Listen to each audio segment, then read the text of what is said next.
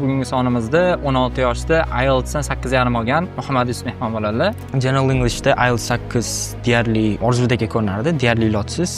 Lekin boshida babi niyat zo'r bo'ladi, 9 olaman, 8,5 olaman deb kirganman. IELTS o'nga kelishdan oldin unchalik qattiq o'qimayotgandim. Kuniga 1 soat, maksimum 2 soat qilardim, juda ham zerikib ketardim. Listening 8,5, juda ham zo'r bal. Listeningda nima qilgansiz? Nima siz uchun yaxshi ishlagan? Ingliz tili faqat practice emas, masalan, oddiy hayotdagi eshitish, prosta ingliz tilini habit qilish kerak deb o'ylayman. Reading 9, Perfect 9. Reading menimcha eng katta problemam bu time management bo'lgan. Eng muhim bitta maslahat bo'lsa nima bergan bo'larsiz reading oshirish uchun boshqalarga? Har kuni disiplina bilan shug'ullanib turish kerak. Zeriksangiz ham, zerikmasangiz ham, motivatsiya bo'lsa ham, bo'lmasa ham. Assalomu alaykum do'stlar. IELTS Zone'da student intervyu navbatdagi soniga xush kelibsizlar. Xolis bugungi sonimizda 16 yoshda IELTSdan 8,5 olgan Muhammad Yusuf mehmon bo'ladi. Muhammad Yusuf, xush kelibsiz. O'zingizni qisqacha tanishtirsangiz? Meni ismim shu, Murodillayevich Muhammad Yusuf. Farg'onada tug'ilganman va lekin Toshkentda 12 yildan beri, 13 yildan beri yashaymiz va hozirda Olmazor ixtisoslashtirilgan maktabda o'qiyman, 10-sinfda o'qiyman. Nechinchi urinishingiz IELTSdan 8 oldingiz? Shu birinchi urinish. Bu birinchi edi, zo'r. Sectionda qanaqa chiqqan edi, deysiz? Sectionlar listening 8,5, reading 9 chiqqan va writing 7, speaking 7,5, oral 8 chiqqan. Zo'r, juda yaxshi bal. Teng bo'lib birinchi urinish, 16 yoshda zo'r. Xo'p, keling ozgina exam experience haqida gaplashib ketsak. Ko'pchilik uchun qiziq, exam qanaqa bo'ldi, nimalar qildingiz, o'zi kutgan balingiz chiqdimi? O'zi oxirgi marta mock topshirganim sal omadsizroq bo'lganda 7,5 chiqqandi. Lekin ekzamenga kirganimda ancha yaxshi bo'ldi. Boshida sal hayajonlanish bo'ldi. Listening part 1da asosan sal qo'lim terlashi, sal asabiylashdim. Keyin part 2, part 3, part 4da polniy kontrol olib yaxshi ishlavdim. Reading ham zo'r bo'ldi. Taxminan shu birinchi marta shu 13 minut taxminan vaqt ortib qoldi. Keyin uni writingga nima yozishga o'ylab o'tirdim, lekin writing o'ylaganimdek bo'lmadi unchalik. Task 2 zo'r yozdim, lekin task 1da unchalik yaxshi tayyorlanmagan prost tushgandi. Prost ham unchalik qiyin emas, lekin informatsiya juda ham kam edi. Zo'rg'a 150 taga yetkazdim limitni. Prost bo'lganda ham juda qiyin ekan. Shunga sal qiynaldim va speaking ham shu o'ylaganimdek bo'ldi. Yaqinda birikdan olgandim. 7, 8 chiqdi speaking. Zo'r bal. IELTS imtihonidan chiqqaningizdan keyin o'zi necha bal kutgan edingiz? Chiqqandan keyin hali rezultatingizni bilmadingiz, imtihondan chiqishingiz bilan. Chiqayotganimda o'zi shu 7,5, 8 larni mo'ljallayotgandim. Oxirida solid 8 chiqdi. Zo'r. Mocklar qanaqa chiqqan edi? Mock shu o'zi topshirgunimcha bir marta ham 8 chiqmagan. Hali 8 chiqmagan. Mockda 8 chiqmagan. Har safar sal omadsizlik bo'lardi mockda. Oxirgi martasida ham yarim ball yetmagandi 8 ga. Ko'pincha shu qiyin tushib qolardi yo 4 ga emas qanaqa mockda. Unchalik zo'r rezultat chiqmagan. Tushundim. Zo'r. Xo'p, endi menimcha jurnaliga sekin qaytsak bo'ladi. O'zi misol uchun ingliz tilini qachon boshladingiz, nima uchun boshladingiz, qanaqa bo'ldi jarayon? O'zi ingliz tiliga yoshlikdan berishgan menimcha. Oddiy ingliz tilida gapirish, ingliz tilida yodlash ko'p kitoblarni tugatganman, grammar kitoblar, lekin aynan IELTS so'ziga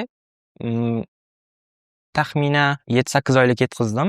Bu yoqqa kelishdan oldin EBOda IELTS standart guruhini o'qidim 3 oy. Undan keyin o'zim ozgina self study qilib oxiri topshirdim. O'zi ingliz tilini o'rganishga nima sabab bo'lgan?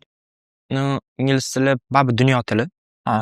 Babi kelajakda kerak bo'ladi deb o'yladim. Undan keyin yoshlikdan baribir o'qishlarga qo'shimcha qilib ota-onam ingliz tilini o'rganishni tavsiya berishgan. Rus tili, ingliz tili bor edi. O'sha paytda ingliz tilini tanlagandim. Zo'r. Xo'p, endi mana ingliz tilini boshladingiz, o'rganishni boshladingiz, ketyapti. Qanaqa qiyinchiliklar bo'lgan sizda? Shu ingliz tili jarayonida yoki IELTSda nima qiyinchiliklarga ko'p duch kelgansiz? Boshida ingliz tilida babi general English shunchalik qiyin bo'lmaydi. Mazza qilib o'qiysiz. Lekin baribir unda ham babi e'tibor berib, yaxshilab o'qish kerak mas'uliyat bilan. General Englishda IELTS 8 deyarli orzudek ko'rinardi, deyarli ilojsiz. Lekin boshida babi niyat zo'r bo'ladi, 9 olaman, 8,5 olaman deb kirganman. Lekin 8 ham yaxshi natija oxiri qoldi va oxiri IELTSda lekin ancha qiynaldim. Sal qat'iyatsizliklar bo'ldi. Lekin oxirida baribir oxirgi 4-5 oyda yaxshilab o'qib qat'iyat bilan Zo'r. Xo'p, endi IELTS Zone'ga kelishingiz haqida ozgina gaplashadigan bo'lsak, o'zi IELTS Zone'ni qayerdan topdingiz? Bu haqida ham qisqacha aytsangiz. O'zi borayotgan joyimdan unchalik qoniqmayotgandim. Shuning uchun joy almashtirishga qaror qilgandim va shunda bitta sinfdoshim bor edi. O'sha yerda IELTS'ni tavsiya qilgandi. Shu keyin bir marta borib ko'ray degandim va bordim. Shu birinchi marta darsga kirib ko'rdim, yoqdi, keyin shu yerda qolib o'qidim. Zo'r. Birinchi darsingiz o'zi qanaqa bo'ldi? Esingizdami? Qanaqa taassurot bo'lgan? Siz nimalar kutgansiz? Qanaqa bo'lib chiqqan? Menimcha birinchi dars yaxshi bo'lgan, har holda o'ylaganimdek bo'lgan. Adham aka baribir darsni zo'r o'tadilar. O'tish uslublari ham zo'r, ayniqsa reading, listeninglarni o'tishlari ham chotki. Birinchi darsdayoq writing o'tganmiz. Eng katta shu nisbatan kelishimdan oldin eng kuchsiz section bo'lgan menimcha writing va sekin-sekin rivojlantirib bordik hammasi. Zo'r. Menimcha o'ylayman, ko'pchilik uchun kun tartibingiz qiziq bo'ladi. O'zi mana kuniga o'rtacha necha soat dars qilardingiz, ayniqsa shu oxirgi 3 oyda deydigan bo'lsak. Va qanaqa bo'lar kun tartibingiz? Dars qilishingizni qanaqa rejalashtirardingiz? IELTS'ga kelishdan oldin unchalik qattiq o'qimayotgandim. Kuniga 1 soat, maksimum 2 soat qilardim, juda ham zerikib ketardim. Menimcha bu ko'p social mediadan bo'lsa kerak deb o'ylayman, chunki attention spanim juda ham baland edi oldin va shu social media o'yinlarida baribir ancha pasaygandi va buni qaytarishim shart edi, chunki IELTS'da 2,5 soat qimirlamasdan emas, baribir polniy fokus bilan harakat qilishingiz kerak. Shuning uchun iloji boricha social mediani polniy yig'ishtirishga, o'yinlarni polniy o'chirib tashladim. Ko'proq shu o'qishga harakat qildim va oxirgi 3 oy, 4 oy ichida taxminan 4 soat, 5 soatlar, ba'zida 6 soatgacha ham boradi. O'rtacha shu 4, 5, 6 soat dars qilgansiz. Oxirgi 4 oy ichida qattiq. Zo'r. Buni qanaqadir bo'lib olganmisiz? Misol uchun sectionlarni, misol uchun dushanba, chorshanba, juma mana bularga qilaman, seshanba, payshanba, shanba bu skilllarni ustida ishlayman yoki oxirgi 1 oy ichida, bir kun ichida har bitta sectionga shug'ullanayotgandim. Undan oldingi 3 oy ichida esa bir kunda listening, reading, qolgan kunlarga writing, lekin speakingga menimcha unchalik ko'p vaqt sarflamaganman. Writingga asosan fokus qilganman. Zo'r. Demak, endi har bitta sectionga sekin-sekin bitta to'xtalib ketamiz. Demak, birinchi listening bilan boshlaydigan bo'lsak, listening 8,5. Juda ham zo'r ball. Listeningda nimalar qilgansiz? Nima siz uchun yaxshi ishlagan? Listening, menimcha o'zi listeningda shunchaki ingliz tilini o'zini eshitish oddiy hayotda yoki YouTube'da ingliz tili faqat practice emas, masalan, oddiy hayotdagi eshitish prosta ingliz tilini habit qolish kerak deb o'ylayman. Shu ayniqsa oxirgi 3 oy, 4 oy ichida даже kuchingiz ham ingliz tili ko'rishingiz kerak deb o'yladi. Juda ham ko'p ingliz tili ko'rardim, deyarli o'zbek tilidan ko'proq ingliz tili eshitardim oxirgi 4 oy, 5 oy ichida. O'z eshitib turganingiz sari quloqingiz, ko'zingiz, qo'lingiz ham даже o'rganishni boshlaydi. IELTS'ga baribir odat qolganingizdan keyin o'rganib qolasiz ancha hamma narsalarga. Shu listeningda ham ingliz tilini o'zida bo'lsa bo'ldi, o'zingiz qiziqqan любой temada ko'rsangiz bo'ladi. Sekin-sekin quloqingiz o'rganib, baribir yaxshilanib boradi, rivojlanib. Tushundim. Practice qanchada bir qilardingiz? Practice deyarli bir haftada 2 marta, 3 marta qilib turardim. Listening har doim har xil chiqardi, stabilniy emas edi. Lekin oxirgi 1 oy ichida o'zi 8,5, 9, ba'zida omad kelmaganda 8 ham chiqib qolardi listening. Shu. Zo'r. Endi keyingi sectionga o'tadigan bo'lsak, reading 9, perfect 9. Xo'p, nimalar qildingiz? Nimalar yaxshi ishladi? Nimalar maslahat bergan bo'larsiz reading uchun? Reading menimcha eng katta problemam bu time management bo'lgan. Kelishdan oldin shu aytganimdek attention span unchalik yaxshi bo'lmagan. Atrofimda ham environment distractionlar juda ko'p edi. Bir passage 1 o'zini 20 minut, 25 minutlab qilardim. Juda ham ko'p narsaga chalg'ib ketardim. Undan keyin iloji boricha bitta o'tirganda tugatishga harakat qildim. O'shanaqa sekin-sekin. Keyin article juda ham foydali deb o'ylayman. Ko'pchilik article unchalik foydali emas deb o'ylaydi. Odatiy mavzularda yoki o'zingiz qiziqadigan masalan, o'zim qiziqadigan shaxmat yoki politika haqida ham har xil ko'proq artikellar yokida oddiy sahifalardagi, veb-saytlardagi ma'lumotlarni o'qib chiqardim. O'shanaqadagi bilmagan so'zlarimni ishlatib ko'rardim o'zim, qanaqa qilib ishlatishi. Даже u yoqdagi essayga, writingga qo'llasangiz ham bo'ladi keyin. Bitta artikel o'zidan 4 sectionga bemalol foydalansangiz bo'ladi. Zo'r. Kitob o'qish qanchalik o'qigansiz? Qanchalik yordam bergan? Kitob o'qish ingliz tilida aynan kitob o'qimaganman, lekin kelajakda o'qish niyatim bor har holda. Lekin yoshligimdan o'zbek tilida kitob juda ham ko'p o'qiganman. Menimcha tez o'qishim sabablaridan biri ham shu. Yoshligimda o'qishdan, shu ona tilidan ancha yaxshi edim. deyarli har doim 5 ga yopganman. O'qish tezligim juda ham tez edi. Shuning uchun readingda aytgandek 13 minut vaqt ortib qoldi. 2 marta tekshirib ham chiqdim va shu ham baribir readingga hissa qo'shadi deb o'ylayman. Va o'zi practice har kuni qilaverganingiz sari sekin-sekin qanaqa tuzilishi, strategiyalari, qanaqa grammatika bo'lishini sekin-sekin o'rganib olasiz. O'zingiz deyarli ushib ketasiz, bilan oxiri. Ko'proq ishlagansiz sari. Eng muhim bitta maslahat bo'lsa nima bergan bo'larsiz reading oshirish uchun boshqalarga? Menimcha eng muhimi bu consistency bilan disiplin. Har kuni shug'ullanish kerak. Ya'ni bir kun shug'ullanmasdan ertasiga o'rtoqlar bilan chiqib, ular ham bo'lishi kerak. Baribir fan ikkalasini integratsiyalashtirish kerak, lekin baribir chegarani bilish kerak deb o'ylayman. Har kuni disiplina bilan shug'ullanib turish kerak. Zeriksangiz ham, zerikmasangiz ham, motivatsiya bo'lsa ham, bo'lmasa ham, zeriksangiz ham, ko'pincha motivatsiya baribir vaqtincha. Motivatsiyasiz ba'zida so'nib qoladi, ba'zida baland bo'lib pika chiqib ketadi, hamma narsani yorib tashlayman deysiz. Lekin intizom bo'lsa, baribir har kuni qilaverganingiz sari o'rganib qolasiz baribir. Zo'r. Mana foydali bo'ldi ko'pchilik uchun. Writing o'tirgan bo'lsa, writing 7 ball. Writing uchun juda ham yaxshi, chunki ko'pchilik menimcha o'ylamayman, siz uchun shunaqami yo'q bilmadim. Ko'pchilik uchun eng qiyin section bu writing bo'ladi.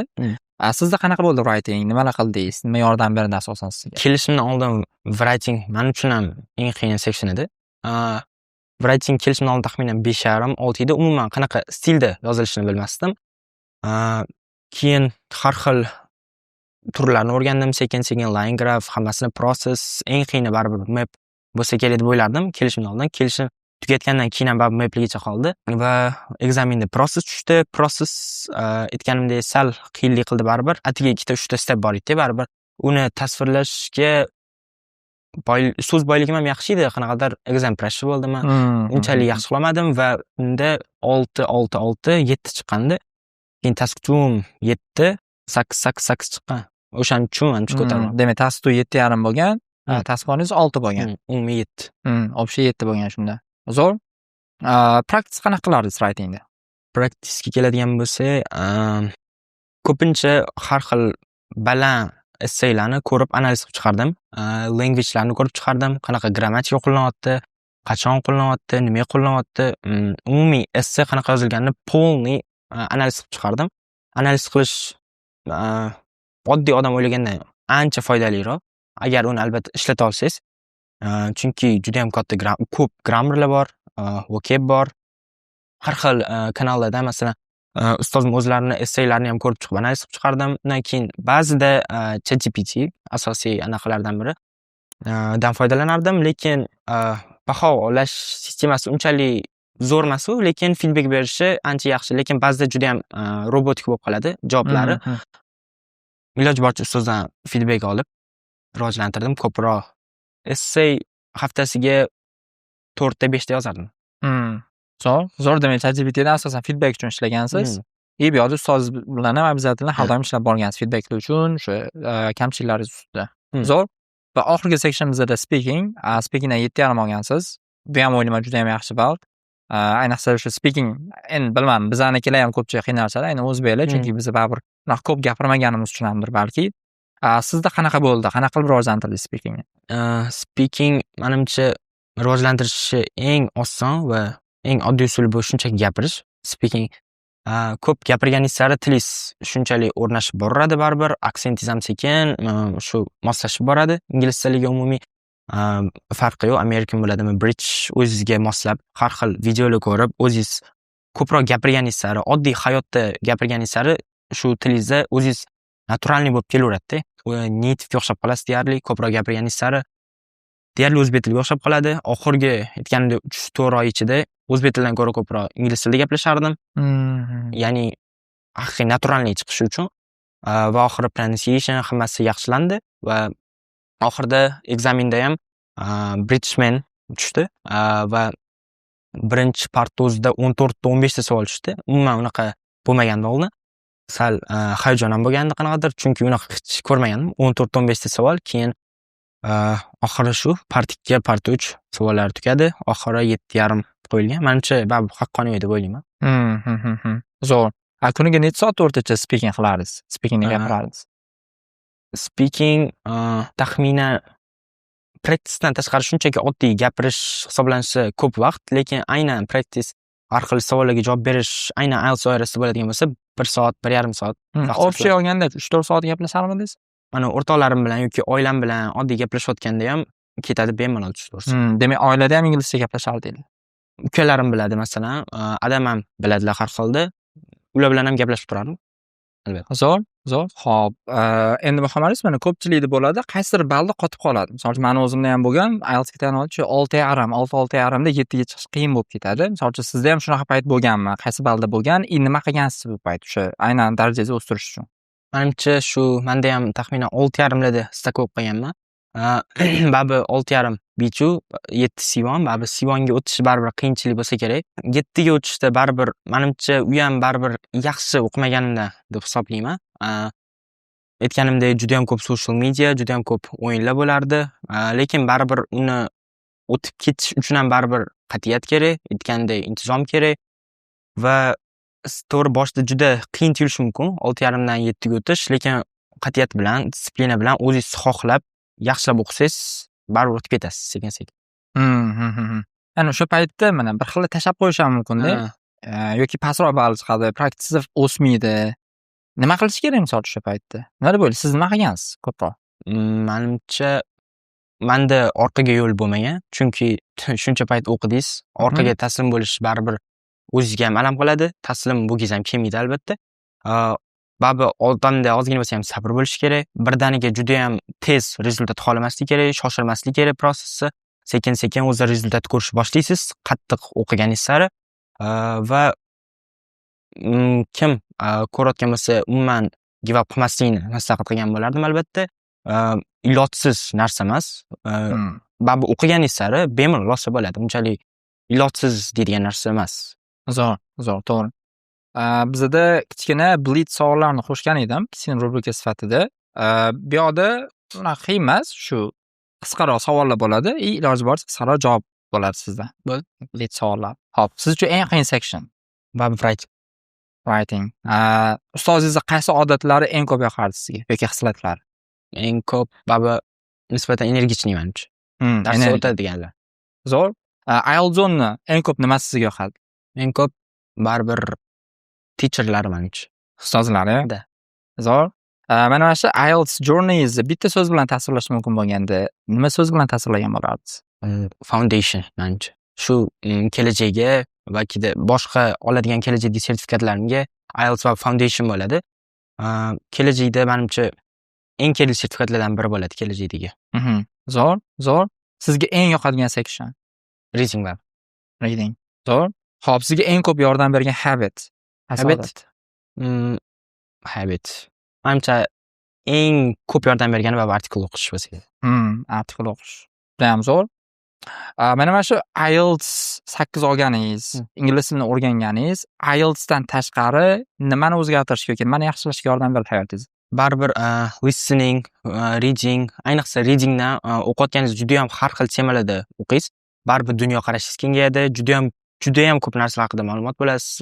Bilsangiz baribir masalan coffee production haqida bo'ladi, ko'pincha history yoki ba'zi bir shaxslar haqida bo'ladi. Baribir dunyoqarashingiz kengayadi, albatta ma'lumotingiz ko'payadi, ancha resourceful bo'lasiz inson sifatida yokida oddiy shaxsiy rivojlanishga ishlatsangiz bo'ladi, chunki baribir informatsiyangiz ko'p bo'lgani sari dunyoni tushunish ham ancha osonroq bo'ladi deb o'ylayman. Bundan tashqari essay yozishim aynan va masalan hozir ona tili va adabiyotdan milliy sertifikatim bor. Bu yerda ham essay yozish kerak-da va bu yerdagi shu tasdiqdagi aynan qanaqa yozish usuli, qanaqa proses aynan menga ona tilida qanaqa yozishga ham bir xil bo'lgan deyarli va ancha yordam bergan. Deyarli foundation bo'lgan menda, faqatgina salgina bu yerda ham grammatikani o'rganib, vokabularini sal boyitib baland bog'lab chiqaman va ona tilidan ham o'rganman va kelajakda tarix bilan matematikadan olmoqchiman. Zo'r. Qisqa qilib aytadigan bo'lsa, nima desa bo'ladi? Buni dunyoqarash desa bo'ladimi? Dunyoqarash kengaytirsa bo'ladi. Va mindsetni katta ehtimol kengaytirganda. Va oxirgisi nima xislatsiz IELTSdan yuqori ball olib bo'lmaydi deb o'ylaysiz? Ya'ni bitta nimadir bor, mana shuni qilmasa odamlar katta ehtimol IELTSdan yuqori ball ola olmaydi. Menimcha bu baribir konsistensiya bo'lsa kerak. Chunki davomiylik bilan shug'ullanmasangiz, baribir qachondir esingizdan chiqib ketadi yoki baribir qanaqadir nimadir sodir bo'ladi. davomiylik bilan shug'ullanib borsangiz, menimcha уже habit qilib olsangiz, ingliz tilini oddiy hayotga, doimiy hayotga olib kirib olsangiz, sababi ancha osonroq bo'ladi. Ayniqsa baland ko'rmoqchi bo'lsangiz, menimcha eng zo'r shu qilishingiz shart bo'lgan narsadan biri shu ingliz tilini oddiy hayotga olib kirish. Menimcha shu. Zo'r. Xo'p, Muhammad Yusuf juda ham foydali bo'ldi. Sizga kattakon rahmat. Baribir men o'ylayman, bu yutug'ingiz ayniqsa yosh inson yutug'ida o'zidan ko'ra ko'proq orqasidagi insonlarni o'rni kattaroq bo'ladi-da. Ya'ni bu o'sha ota-onamiz, yaqinlarimiz, ustozlarimiz. Agar ularga qanaqadir aytmoqchi bo'lgan gaplaringiz bo'lsa, bemalol aytasiz bo'ladi. Baribir birinchi o'rinda ota-onamga kattakon rahmat aytaman.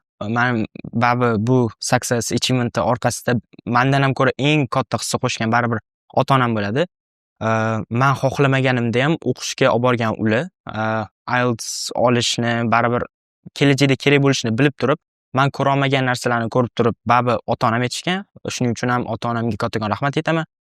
Hozirda masalan juda ko'pchilik ota-onalar o'qishga majburlamaydi, lekin ular meni majburlashdi. Boshida to'g'ri menga juda noto'g'ri ko'rindi.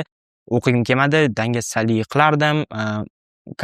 Hozir dunyoda ayniqsa O'zbekistonda masalan ko'pchilik tashqaridagi bolalarni ko'rsangiz yokida har xil o'yin o'ynayotganlarni ko'rsangiz, tashqarida ko'rsangiz baribir ularda qiziqish bo'ladi, ularga qo'shilgisi keladi. Lekin bunaqa noto'g'ri yo'ldan baribir meni ota-onam saqlab qoldi. Undan tashqari ukalarim ham ancha qo'llab-quvvatlab turishardi. Ba'zida kelib xonamga kirib motivatsiya berib ketishardi, kichkina. Baribir lekin birinchi o'rinda shu pulni to'lagan, har holda eng katta hissa qo'shgan, ruhan qo'llab-quvvatlab turgan, give up qilmasligim eng asosiy sabab ota-onam. Zo'r. Men ham yana bir marta rahmat aytib qo'ymoqchiman ota-onangizga shunchalik sharoit yaratib berganlari uchun. Muhammad Yusuf, men o'ylayman juda ham foydali suhbat bo'ldi. O'ylayman bizlarni ko'rib turganlar uchun ham ancha foydali bo'ldi. Nimadir narsalar o'rganishdi. Sizga kattakon rahmat, shunchalik vaqtingizni ajratib kelganingiz uchun. Sizga arzimagan sovg'amiz bor edi. Shu IELTS jamoamiz nomidan esdalik uchun. Rahmat. Va sizni shunchalik tarbiya bergan, sizga sharoit yaratib bergan ota-onangizga tashakkurnoma bu. Rahbarimiz Begzod Rahmat va IELTS jamoasi nomidan. Rahmat kattakon. Sizlarga ham rahmat. uchun kattakon rahmat. Albatta bizani ham invite qilganingiz uchun kattakon rahmat. Menga ham o'zimga ham katta taassurot bo'ldi baribir. Kamera oldida gapirish, umumiy baribir chiqish, baribir ajoyib taassurot. Sizlarga ham kattakon rahmat, jamoalarga rahmat. Zo'r, ishlaringizga omad. Rahmat.